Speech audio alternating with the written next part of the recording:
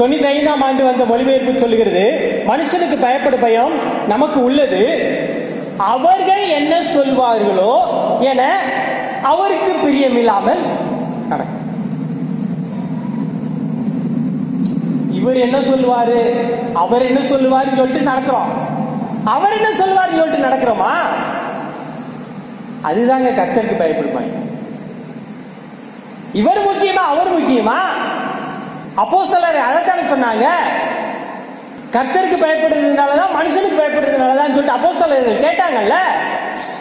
அவருக்கு பயனா தானே நமக்கு ஆசீர்வாதம், அவருக்கு பயனா தானே நம்மளுக்கு கிருபை, அவருக்கு பயனா தானே நம்மளுக்கு சொர்க்கம். நாம் யாருக்கு பயப்பட்டு கொண்டிருக்கிறோம்? மனிதர்களுக்கு பயப்படுகிற அளவுக்கு நாம் கர்த்தருக்கு பயப்படுவது இல்லை என்றுதான் நான் சொல்வேன். அந்த அளவுக்கு பயப்படுறதில்லை கர்த்தருக்கு.